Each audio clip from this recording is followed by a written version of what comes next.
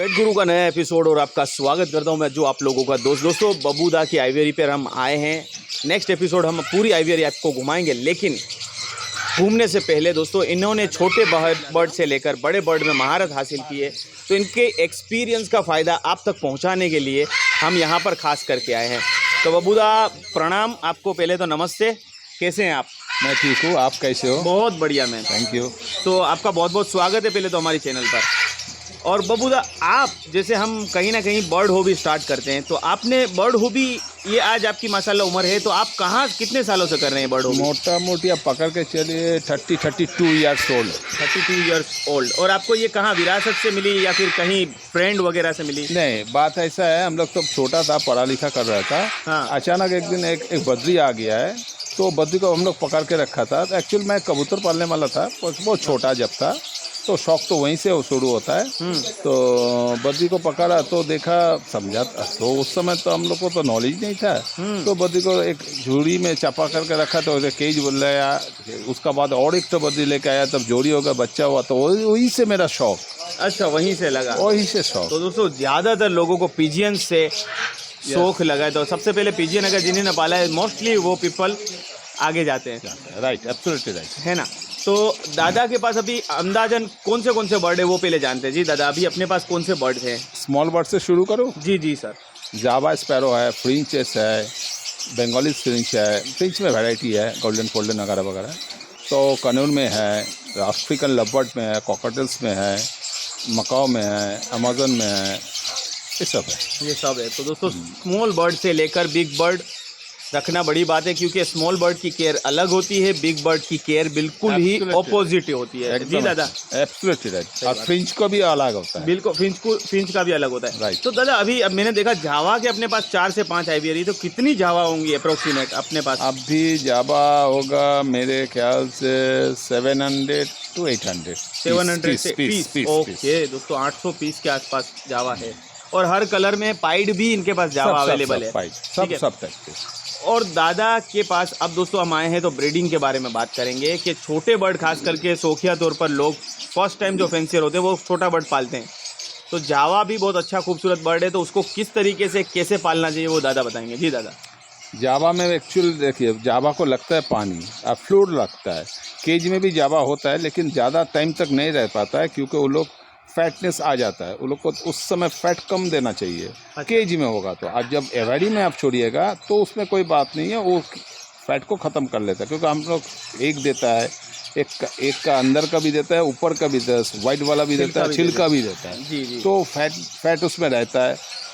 उसके बाद जावा को बहुत आदमी राइस भी खिलाता है, पैरी खाता है वो लोग, तो राइस उसमें जाता है, फैट ऑटोमेटिकली उसको पास आ जाएगा। तो एक वैरायटी वेजिटेबल्स भी खाता है, बहुत कुछ खाता है। तो जावा छोटा केज में क्या होगा, उसको बच्चा होगा, वो आराम से बच्चा करेगा, 4-5 बच्चा कर लेगा। अच्छा। लेकिन ज़्यादा समय तक 2 साल से 3 साल उसके बाद ख़त्म हो जाएगा। लेकिन जावा मेरा घर में जो है पूरा ओल्ड जावा, कम से कम 5 से 7 ईयर्स ओल्ड है, अभी भी 4-5 अंडा दे के 4-5 अंडे भी फर्टाइल होता है। Amazing amazing. तो ये 4-5 अंडे में से बच्चे निकालने पूरा बच्चा ही निकालता है। अच्छा, तो उसके लिए मतलब क्या ख्याल रखना होगा? हाँ, उसके लिए कुछ विटामिन देना चाहिए, कैल्शियम का जावा का बहुत ज़रूरी पड़ता है। ग्रीट मस्ट बी ग्रीट, क्योंकि डाइजेस्ट नहीं होगा तो जावा ख़त्म हो जाए। अच्छा। और उसके लिए वाटर उस लोग को पीने के लिए व नहाने के लिए बड़ा देना चाहिए। कि वो जावा ऐसे है, जावा अपना शरीर को फ्रेश रखता है, लेकिन घर को गंदा करता है। लेकिन अपना शरीर के लिए फ्रेश रखने के लिए 2 टाइम 3 टाइम वो नहा लेता है। नहाता ही है। जी जी। ये बात है। जावा जितना नहाएगा, फ्रिंज भी जावा जितना नहाएगा उतना वो सुस्त रहेगा। उतना सुस्त रहेगा। तो उसको नहाने नहीं देना है? सुस्त रहेगा। ओके, हैप्पी रहेगा दोस्तों, उनका कहना का मतलब हैप्पी रहेगा, फिट रहेगा। सॉरी, फिट रहेगा। मैंने को हिंदी तो नहाने, नहीं कोई बात नहीं। तो दोस्तों नहाने के लिए उसको मतलब इंसोर्ट देना है एकदम बिल्कुल। तो दादा जैसे बहुत ठंड होती है या मौसम जो है वो फोगी रहता है कई बार बारिश वाला, तो उसमें क्या केयर करें? एक बात बताता हूँ, जब जंगल में रहता है उस समय भी ठंडी पड़ता है जी, तो उस समय वो कैसे केयर करता है उसको। हाँ, जब ठंडी का समय क्या, नॉर्थ साइड ऑलवेज स्टॉप करके रखना चाहिए। हाँ, दोपहर का समय थोड़ा सा खोल दिया, एयर पासिंग हो गया, रात को समय में उसको ढक देना, पूरा ढकना नहीं चाहिए। साउथ साइड खोल के रखिए, ईस्ट वेस्ट दोनों खोल के रखिए, नो प्रॉब्लम है। जैसे मेरा पास बर्ड्स है जो आप देखिएगा बारी पूरा ओपन है हिसाब से। मैं नॉर्थ, जब जाड़ा का समय में क्या है, नॉर्थ साइड को मैं कवर करता हूँ। ओके, समझ गया, ये बात है। तो ये ठंडी हवा हाँ, डायरेक्ट उनको ना लगे। ना लगे। ओके, आप लोग देखिएगा, आप 4 जगह में नेस्ट दीजिएगा कॉलोनी में, जो साउथ फेस का है वो नेस्ट पहले बर्ड्स पकड़ लेगा। इसका कारण है वो जंगल में भी सेम, वो अपना को कवर करने के लिए वो लोग को मालूम है। अच्छा, वो पहले साउथ फेस जो है उसको कवर कर लेगा, उसका बाद नहीं मिलेगा, झगड़ा करेगा तो नॉर्थ फेस में वो आ जाएगा दूसरा बर्ड। लेकिन वो बर्ड, जो बर्ड सॉलिड हेल्दी होगा, मैंने क्या बोलेंगे, मजबूत होगा, वो पहले डोमिनेट होगा, वो पहले घुस जाएगा साउथ फेस। सही है, फिर मजबूरी में वो दूसरा पकड़ेगा, करेगा। ठीक है, ये बात है। वाइल्ड में लेकिन नहीं है, वो साउथ को ऑलवेज कवर करके करता है। जी। फजल भाई भी दोस्तों हमारे साथ है, कुछ क्वेश्चन वो भी करेंगे। जी फजल भाई। और दादा, एक और ये चीज़ मुझे जाननी थी कि जैसे आपने तो दोनों साइड में ब्रीड कराया हुआ होगा, आपने कॉलोनी में भी बताया है, और जैसे आपने केज बाई केज में भी ब्रीड तो कराया हुआ होगा, तो आपके हिसाब से जावा की अगर और फिंच की अगर ब्रीडिंग करानी है तो हमें कॉलोनी में करानी है? नहीं, फ्रिंच में क्या है, फ्रिंच फाइटर है जी, बहुत फाइट करता है, लेकिन जावा फाइटर नहीं है। जावा खूब मैंने क्या बोला, फैमिली बर्ड है, सोशल बर्ड है, फैमिली बर्ड है। वो लोग मिल के झुंड के साथ रहने के लिए ऑलवेज कोशिश कर। थोड़ा सा फाइट तो हर आदमी करता है, जब वो करेगा ही, जितना शांत आदमी हो। तो फ्रिंच में क्या है, फ्रिंच को भी कॉलोनी कर सकता है, लेकिन बड़ा एफर्ट देना पड़ेगा, बहुत उसको अंदर में पेड़ उड़ देना पड़ेगा, जब उस लोग रेस्ट ले सकता है। माने एक का साथ एक फाइट करने के जगह नहीं मिलेगा उसको। और जावा में हम लोग देते हैं, आप देखिएगा स्टिक, देखिएगा मैंने स्टिक कैसे लगा हुआ है, स्टिक का सिस्टम है, तो सिस्टम में लगाना है। जैसे मैं जहाँ हंडी है वहाँ स्टिक नहीं दिया, वो उठ के कहाँ कैसे जाएगा। एग्री, समझ गया जी। जैसे कॉलोनी में किया करेंगे तो उसको जितना बाहर से खाना देना जाएगा उतना ही सेफ्टी है। जब उसको हम लोग घर में ज़्यादा घुसेंगे तो डिस्टर्ब फील करेगा, वो हंडी छोड़ के आएगा, कभी माने अंदर में है तो बाहर से निकलेगा, बच्चा निकाल के गिर जाएगा। जितना बाहर से सब करेंगे तब उतना अच्छा है। और दादा यहाँ ये मैं पूछना चाहूँगा कि लोग बर्ड खरीदते ही सोचते हैं कि मैं उसके 3 clutch 4 clutch back to back clutch लूँगा। आप कितने क्लच लेते हैं और कितने क्लच लेने चाहिए, वो थोड़ा सा बताइए। बिल्कुल सही बात है, मैं 2 क्लच लेता हूँ, सिर्फ 2 क्लच। दोस्तों बबूदा जो है वो बर्ड की ब्रीड खींचने के पीछे नहीं जाते। First of all this is a bird lover. जी सर, आप बताइए, आगे बताइए। 2 क्लच इसीलिए लेता हूँ बर्ड्स को, 2 क्लच के ऊपर में। जब आप कभी आप लोग देखिएगा बाहर में जो डॉग है 6, जैसे आदमी 6 महीना हो गया, 7 महीना हो गया, 8 महीने रेडी हो गया, वो ब्रीडिंग में दे देता है, वो गलत है। एक जावा को एडल्ट होने में मिनिमम 15 to 18 मंथ लगता है। ठीक है, तो उसमें क्या होगा, वो बच्चा भी अंडा भी सही रहेगा, अंडा एक बाउंडिंग नहीं होगा, जितना अंडा देगा उतना ही उसको बेबी निकलेगा, और बेबी को भी केयर करेगा ज़्यादा। जब कम उम्र में देंगे तो वो फुर्ती में रहेगा, वो ऑटोमेटिकली अंडा खराब हो जाएगा, बच्चा मार देगा। तो आदमी बोलेगा हम तो दिया है, मेरा बच्चा मर गया। अरे भाई क्यों मरा, तो वही देखो, कम से कम 1 टाइम होना चाहिए, 2 टाइम में। जैसे मैं फर्स्ट टाइम कोई न्यू बर्ड को देता हूँ, मैं 1 टाइम बेबी लेता हूँ, साल में 1 बार। ब्रीड रोकने के लिए आप मटकी हटा देते हैं एकदम, बिल्कुल सब रखेंगे तो वो फिर से दे देगा। करेगा। ओके, ठीक है, तो मैं 1 बार बच्चा लेता हूँ, फिर नेक्स्ट ईयर में जब मैं 3 बार भी बच्चा लूँगा, 3 बार ही वो निकाल के देगा बच्चा मेरे को। और 1 टाइम मैं वो नया बेबी को एडल्ट करके मैं 2 बार 3 क्लास लूँगा, वो क्या करेगा, 5 अंडा देगा, 5 बच्चा फूटेगा कि 4 बच्चा फूटेगा, 2 बच्चा 1 बच्चा निकालेगा। एक्सपीरियंस की कमी की वजह से। ओ एब्सोल्युटली राइट जी। तो एक्सपीरियंस एंड हैबिट, उसको हैबिट भी है जी। इसमें भी कैल्शियम की कमी होती है, मतलब कि अगर बैक टू बैक अगर लेंगे तो हाँ कैल्शियम तो कमी होगा। कैल्शियम भी, मिनरल्स भी देना पड़ेगा, विटामिन देना पड़ेगा, मैक्सिमम कैल्शियम को यूज़ करना चाहिए।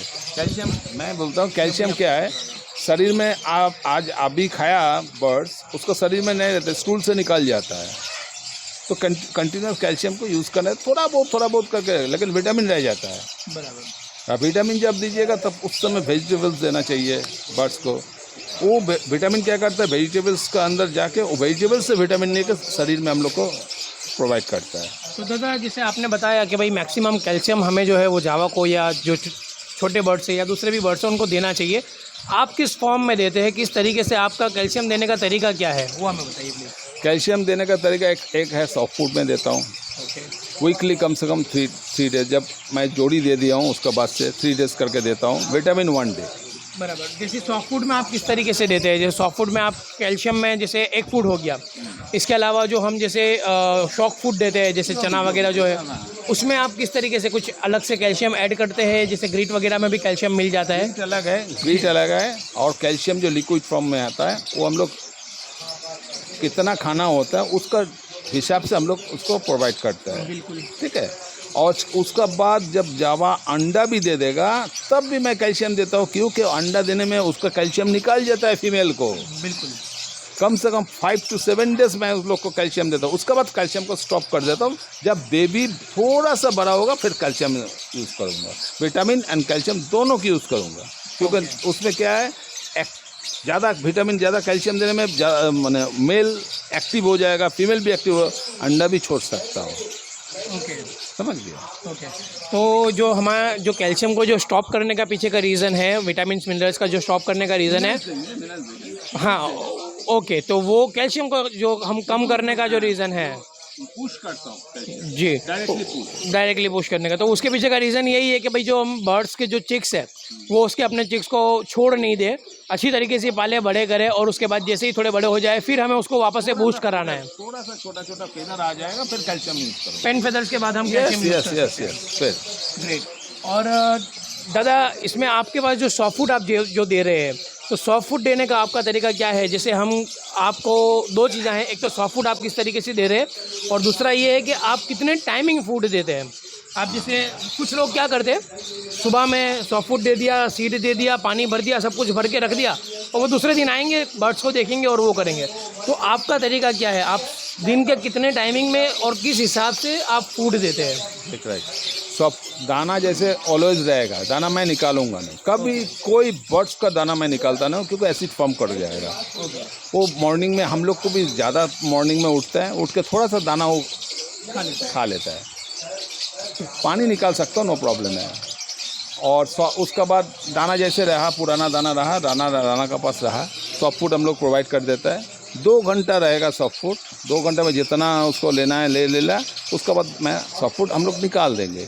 ठीक है, क्योंकि उसके बाद फंगस पड़ जाएगा उसके ऊपर, तो वो खाएगा तो बर्ड्स खराब हो जाएगा। उसके बाद जब 2 घंटे के बाद निकालूंगा, उसके बाद पानी तो उसको मैं पहले ही दे दूंगा, मॉर्निंग में दे दूंगा, फिर उसके बाद दाना को साफ करके नया दाना मैं दे दूंगा और पुराना दाना सब निकाल दूंगा। फिर दोपहर का टाइम में जब बेबी रहेगा, बच्चा रहेगा, उस समय थोड़ा सा राइस, थोड़ा सा चूड़ा को गर्म पानी में दे के, थोड़ा सा राइस गर्म पानी में दे के रख के, थोड़ा उन लोग को प्रोवाइड कर दूंगा। जब मतलब सॉफ्ट फूड जितना खाएगा वो जाके फिर उसको खिलाएगा। लेकिन दाना में क्या होगा, दाना अपने तरफ खाएगा, खिलाएगा कम। जब बेबी बड़ा हो जाएगा तब जाके दाना खिलाएगा वो। समझ गया?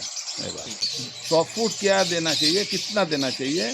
सॉफ्ट फूड बर्ड्स का अनुযায়ী देना चाहिए। दाना आप जितना भरो कोई बात नहीं, वो दाना अपना सॉफ्ट फूड क्या मांग के खाएगा, छीन के खाएगा। सॉफ्ट फूड मांग के नहीं, छीन के खाएगा।